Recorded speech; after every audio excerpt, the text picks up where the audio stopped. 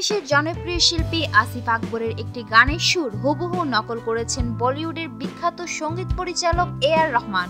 দুজনে হি শিরোনামের এই গানটি ওকে জানো চলচ্চিত্রের জন্য ব্যবহৃত হয়েছে। এ.আর রহমানের সঙ্গীত পরিচালনায় গানটি গেয়েছেন কেশব গোস্বামী। গানের কথা লিখেছেন অমিতাভ ভট্টাচার্য।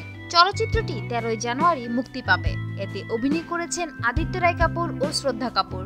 অন্যদিকে আসিফ আকবরের গানটির শিরোনাম ছিল তুমি নেই বলে। 2003 সালে প্রকাশিত আসিফের পঞ্চম একক অ্যালবামে সুখে থাকো তুমি বান্ধবীতে গানটি ছিল। প্রীতম আহমেদের কথা ও সুরে এই গানটি সেই সময় আশাতীত জনপ্রিয়তাও পেয়েছিল।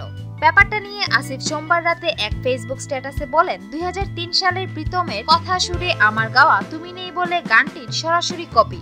খারাপ লাগেনি, কোনো ঝামেলাও করব না, বরং গর্বিত, কারণ এ.আর রহমান স্যারের দিলসে গানটা আমি খেপা বাসা ছবিতে কপি গেয়েছি কিংবা বাধ্য হয়ে গাইতে হয়েছে। অনেকের মতে আসিফের তুমি নেই বলে গানের সাথে এ.আর রহমানের দুজনেই শুধু সুরই মেলেনি, গানের কথাও প্রায় এক। এ.আর রহমানের মতো বিখ্যাত সঙ্গীত পরিচালকের কাছে এরকম চর্যবৃত্তি আশা করা যায় না বলেও জানান তারা।